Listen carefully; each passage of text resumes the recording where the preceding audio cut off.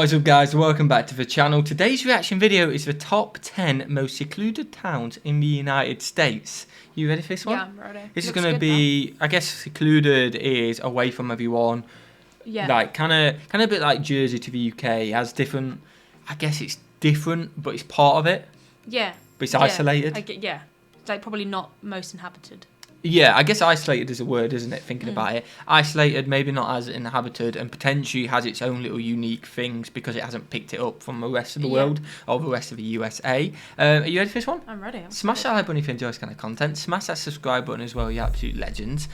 Like goal? 1,400. 1,400. You guys potentially have been smashing it recently. So smash them and keep smashing it. And what do we do if they smash the like button? You get another video. Oh, I was going to say good luck for the rest of the day. That sounds way better. Good luck for the rest of the day, guys. Hopefully. Let's go for top 10 most secluded towns in the United States. It'll be good because maybe we'll visit one of these one day. Maybe. Potentially. I actually got a cup of tea. What is going on, everyone? It's time to do another most secluded video. The last time I did a most secluded town video, I got a ton of suggestions on locations in the US that are more secluded than the ones I had listed, and probably should have been included in the video. So I wrote down the suggestions from your comments, I did my research, and I came up with the best 10 suggested secluded towns. Now I'm sure I'm going to get a bunch of comments on this one as well, and that's fine. Comments, likes, and even dislikes help the channel. YouTube looks at interaction, and all three are interactions. But hit that like button, not dislike. Cool with me. Comment all you want. Tell me how I'm wrong. I love it. The rules of this list are simple. The town or location has to have at least 100 people. Has to have a post office and has to be... Wait, was it? I don't know. Yellow number plate, is that not English? Yeah, but, well, Do you have yellow is English. But maybe somewhere in America has I don't know, that just looks very English. It does look very English. Let us know. You make a good point. Let us know what you think in the comments. Or location has to have at least 100 people. Imagine living there. Have a post office and has to be far away from a real town. So before you do, stop typing. We don't need to hear about the truck stop right outside of some town you live in that has a trailer park and it's got 5 trailers and a cornhole court and it's in the Oklahoma outback. Don't need to hear it. That being said, let's take a look at the top 10 most secluded towns in the United States. Let's go. The viewer version. Number 10, Kremlin, Montana. Kremlin is a very small town in Hill County. The town is only about 282 acres wide, and it's just got 100 residents. The whole town is a farming community lacking a grocery store or a gas station. You'll have to drive 45 minutes if you want those luxuries, and that's in Big Sandy. Yes, Big Sandy is a town in Montana, not a nickname we gave my sister when she quit going to the gym. Then if you want to go another 2 hours away, you can get to the big city of Great Falls, Montana. That's like a giant metropolis by Montana standards. The community is so small, there's only one school and a fire station that doubles as the post office. Can you imagine that? The fire department races over to your house to put out a grease fire in your kitchen because you have no idea how to cook, while they're punching holes in your drywall to put out the fire that has now become electrical fire because you have no idea how to wire a house. And the chief says, "Oh, hey, I got some mail for you in the truck." Comes back and goes, "This one's from the IRS. Looks like you're getting an audit." Wow. I mean, that would be pretty random, wouldn't it? Like, that would be really random. Your fire officer is your postman. I assume it's not the same people do the jobs. I imagine not. I assume it just gets delivered a little there. part of this building. Yeah, definitely. Number 9, St. Paul, Alaska. St. Paul is the first of 3 Alaskan towns that made this list. St. Paul is a small town of about 500 people on St. Paul Island in the middle of the Bering Sea, and it's hard to get to, both figuratively and emotionally. Figuratively, it's a long, rough plane ride that sometimes requires a couple days of waiting for the weather to clear. Emotionally, that comes from a subscriber. She said she knew a girl from St. Paul that said the flight and the boredom took an emotional toll on her. That's why she never went back. The flight to St. Paul is a 3-hour flight over some of the roughest waters in the world. You know, when the flight attendant gives you that safety briefing, they could get to that one part about the water landing and just say, in the unlikely event of a water landing, don't worry about the flotation device, you'll be frozen solid in 4 minutes after we hit the water. Yeah, we're never visiting St. Paul. Never. Not on a plane. That is way too dodgy. Number 8. Point Lay, Alaska. Point Lay is on the northwest coast of the state of Alaska. Like many other towns in the northern region, there's no roads to Point Lay. Any food, so isolated. Any supplies the town needs, they have to be brought in by plane. I know that's the point of this video. It's weird that they live there. People live there. It has to be brought in by plane. Not many people there. It's hard to visit. And people just chilling there. I find it so weird. Away from the world. I wonder what the Wi-Fi signal stuff like that is. I wonder if they feel how cold it is.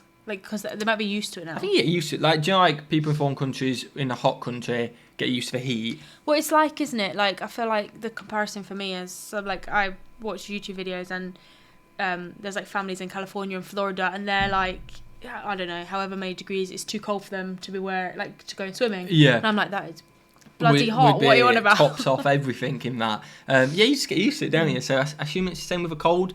Maybe if you're getting frostbite, it might be a little bit cold, but I think you get used to it. Yeah, hypothermia. A little bit easier. The Air Force actually had a small installation there for some satellite dishes, but those were taken down around 2005, 2006 after not being used for like 10 years. The population in 2000 was around 250 residents. As of 2015, the population has risen up to 270. They gained 20 people are joining. With only about 85 residents like in the workforce. So that's not good. Only about a third of the people actually working. Point Lay is a native village with about 80% of the population being native Alaskan. This thing is way out there. There's nothing around it except ocean and land, mostly frozen tundra.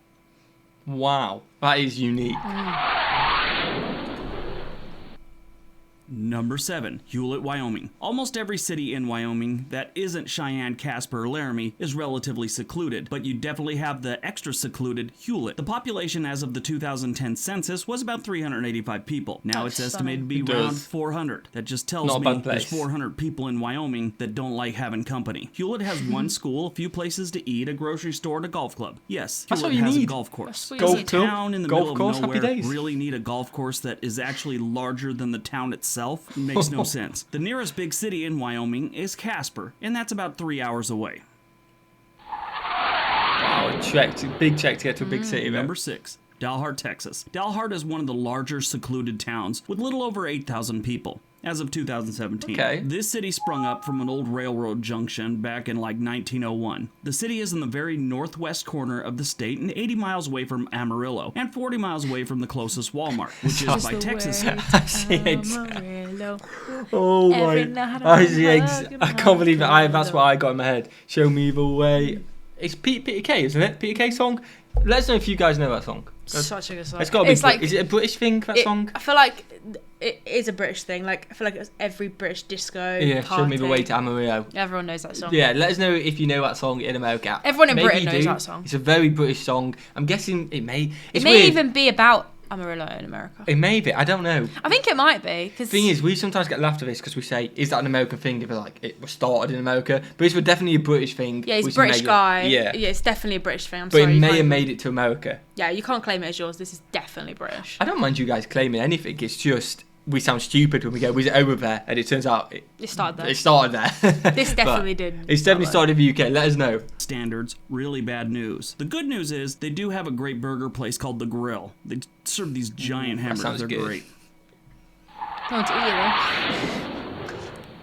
Number 5, Mackinac Island, Michigan. Now, this one made the list because it's sort of secluded, and a subscriber wrote me a very lengthy email about going to high school here with a 4-person graduating class. It was like a mini novel. 4 There's so many words. It looks Mackinac really nice, Island though. is home to about old 500 school, but residents nice. as of the 2010 census. The closest mainland town is Mackinac City towards the south. There's a couple other ones that might be a little closer, but that's like the main one. The only way to the island is by ferry or private boat. That's in the summer, or snowmobile or airplane in the winter. The island does have an airport. There are no cars on this island. Residents and visitors have their choice of transportation. Horse, bike, or walk in the summer. Wow. That's in the summer. In the winter, everyone drives snowmobiles. This one made the list because it has no cars, also. The subscriber said the island isn't that far away during the summer. During the winter, it seems much further away. I kind of got the vibe from that it's just the weather keeps people away from the island. Anyway, people ride their snowmobiles everywhere. During the winter, parents pull their kids to school behind sleds and drop them right off the front door of the school. I thought that was kind of neat.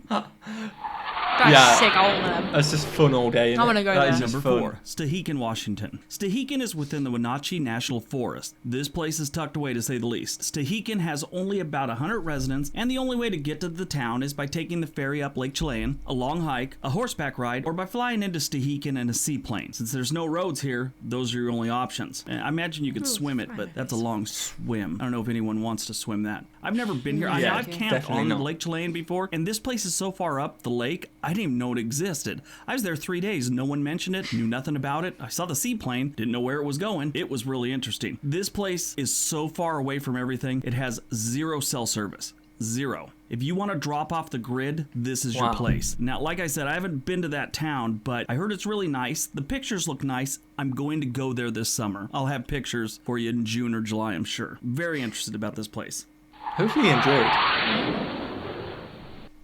Number 3, Haines, Alaska. Haines is a pretty tricky place to get to from Washington There's a common State. theme here. There's a lot of Alaska. I know not all of it is Alaska, but there's a lot of Alaska, isn't there? Which makes sense because it is just so barren, so big, and so hard to access some places. So it does make sense. Or any of the contiguous states. Probably the easiest way is to fly into Fairbanks or Anchorage, drive through the Canadian provinces of British Columbia and the Yukon Territory. You'll be driving about 15 hours, that whole driving portion. Then once back in Alaska, you'll have to take the Klondike Highway to get to a ferry that will take you to your final destination of Haines. Haines has the basic necessities for a town. However, if you want anything extra other than the necessities and alcohol, you'll have to go to the closest city of Juneau, which isn't any easier to get to. It's just a little bigger. Like a lot of places in Alaska, weather plays a major role in travel. And stop typing. Not everyone only travels during the summer. I got that on a recent video, and someone said, well, if you're worried about the weather, just go in the summer. Yes, that's a great idea, because everyone's life's that simple that no matter what happens, they'll just put it off till the summer.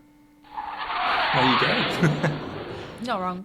Number 2, Supai, Arizona. Supai is the capital of the Havasupai Indian Reservation, located within the Grand Canyon and about 5.5 hours from Flagstaff. The community is home to only about 208 residents and is the only place in the U.S. where mail is still carried out by mules in the contiguous United States by the Department of Agriculture. And it's a good thing this place is so remote and hard to get to. I am sure if it was closer to, say, some main road, it would be overrun by visitors and a-holes. Look at it. It's amazing. It does look beautiful. That's probably why, because there's like no one. Yeah.